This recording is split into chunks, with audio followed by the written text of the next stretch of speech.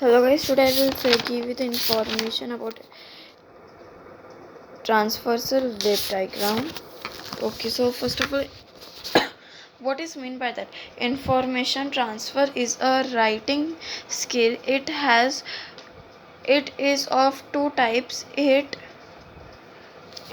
If a paragraph is given in a diagram from on of graph, pie diagram, tree diagram, web diagram, flow chart of any other form, then we have to convert it into a small paragraph. Generally informative must be मतलब कि क्या कि जो information है वो हमें एक chart के द्वारा देनी, फिर हम उसे ट्री डायग्राम, वेब डायग्राम बोल सकते हैं, but it should be informative. पूरा बड़ा पैराग्राफ नहीं बनाना है। तो चलो एक हम डायग्राम वैसे सॉल्व करके देखते हैं। Okay, draw a web diagram on book based on the information given in the paragraph below. Books they saw are man's best friend, main best friends. They never tell you feel bored and are always waiting to open a real the life stories or biographies of the famous man and woman. They मतलब कि क्या आप एक information दो दोस्तों की और वो बहुत ज़्यादा इंटरेस्टिव है एक फेमस मैन और वुमन के स्टोरीज़ में। They are a tool for the teaching a great source of knowledge. Reading the books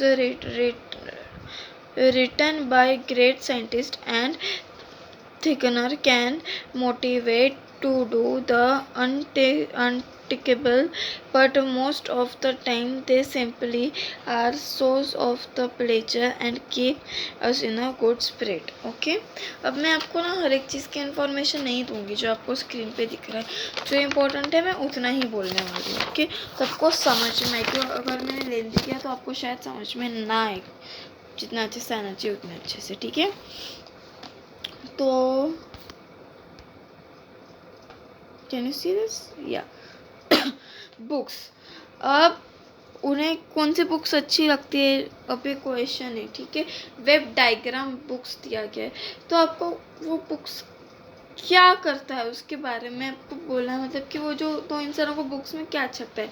inspiration, pleasure, motivate and teach.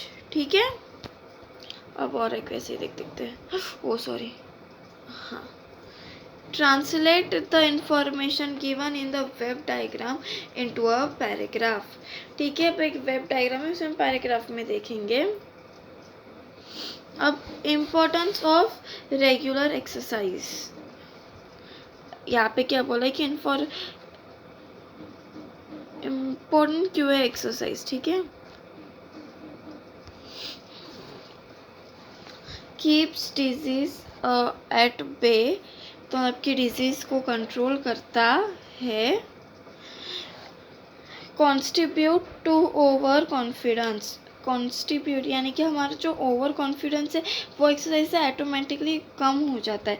Helps us to remain active, exercise क्या बताता है कि हम एक्टिव रहे हमेशा। Okay, aids to our capacity to work, यानी कि हम जितने ज़्यादा कैलोरीज बर्न करेंगे ना उतने ज़्यादा हम एक्टिव रह पाएंगे और जो काम करते हैं उसे हम और अच्छे से फिजिकली कर पाएंगे।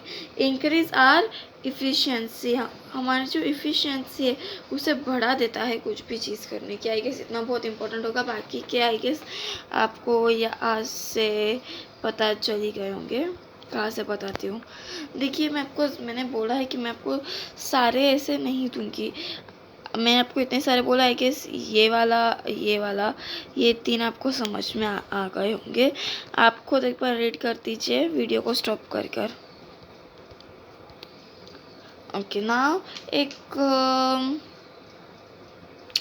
यहाँ पे नहीं है ना, वो इसी साइड होगा शायद। ठीक है, तो एक इन्फॉर्मेशन है, शायद यहाँ पे मैंने वो नहीं लिखी है, but still I will say flow chart है। It is important to regular नहीं, ये जो हमने किया ना इसकी इन्फॉर्मेशन नीचे दी है, सो आपको पता चलेगा। Okay, it is important to make a regular exercise and physically active a part of the our daily routine. Exercise benefits us in improbable ways. Exercising regularly keeps us fit and keeping worlds remain active and does of it increase our capacity to work all the leads to an increase in our body self-confidence. Most important, it keeps disease at bay to contribute our ourselves and well-being. So it's a high time we begin exercising on a regular basis and begin improve our lifestyle. तो I guess ये जो पूरा था वो उसी के ऊपर था। आई गेस आपको पता चल गया होगा कि ये जो डायग्राम था ये किसके ऊपर बेस्ड था। मैंने पहले ही आपको क्यों नहीं दिखाई, क्योंकि मुझे आपको पहले एक्सप्लेन करना था। सो आई गेस मैंने कर लिया। अब फ्लो चार्ट देखेंगे। So manufacture of a paper पहले देख लेते हैं। Raw material wood, grass, bamboo, crops. Okay, हाँ ठीक है। अब मैंने फर्स्ट पैराग्राफ लिया था, मैंने वो नहीं दिखाया ना, ये देखो मैंने अभी ये किया था रीड। उसमें एक था raw material would, grasses, bombos and crabs. Okay, and cracks cut into pipes and impressed in a water and made into pull. Okay, अब उसे पानी में डालकर वो जो है इंफॉर्मेशन वो फिर mixed with a lime for whitening and pulp is boiled and the passed through wire meshes, यानी कि उसे बॉईल करो वाइटनिंग के लिए और वो सब करो। ठीक है, फिर wet paper passed over heat roller and thin sheet of the paper is made. Okay, so ये था उसका इंफॉर्मेशन। हाँ, हो गया। और एक एग्जांपल देती हूँ आपको। ओके, तो transfer the information given in the flow chart and diagram from and right. ठीक है, अब एक फ्लो चार्ट डायग्राम है, हमें उसे लिखना है। A cycle of a water, मतलब कि साइकिल का water cycle. Sunrays absorb water from sea treasure rivers, यानी कि सनरेज क्या करता है तो हमें बचाता है। ठीक है, फिर उसके नीचे का देखते हैं। मैंने ये दो नहीं लिए क्योंकि मुझे ऐसा लगता है कि आप भी अपने आप को एक्सप्लेन कर सकते हो, वरना there will be no importance only. खुद को भी कुछ समझ में आना चाहिए ना, अगर मैं ही समझाऊंगी तो एग्ज़ाम में कैसे करोगे। ठीक है, falls on the earth and rain, ये वाला चालू है। Falls on the river and rain, फिर क्या है, become too heavy to hold water, फिर वो हैवी हो जाता है वाटर को कंटेन करने के लिए। फिर कंडर्स इनटू द क्लाउड्स, और फिर वो क्लाउड बन जाते हैं। राइट, आई गेस सबको पता चल गया होगा। अब लास्ट देखते हैं, उसके बाद हो जाएगा। Right the paragraph based on the information given on the different part of speech in the web diagram below. तो पार्ट ऑफ स्पीच क्या है, अब आपको ये डायग्राम दिया गया है, मैंने वो नहीं रीड करना, तो मैं आपको बता देती हूँ डायग्राम कैसा है। मैंने डायग्राम नहीं बताया क्योंकि आपको पता चले मैंने ये सारे जो भी डायग्राम्स थे, ये वाला डायग्राम, ये वाला डायग्राम, ये वाला डायग्राम, ये जो है यहाँ तक वो वाला डायग्राम,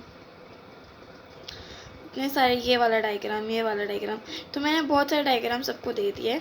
अब आपको इमेजिन करना है सेल्फ। ओके, तो पार्ट ऑफ स्पीच क्या है, verb, adverb, interrogation, conjunctions, repetition, pronouns, adjectives etcetera.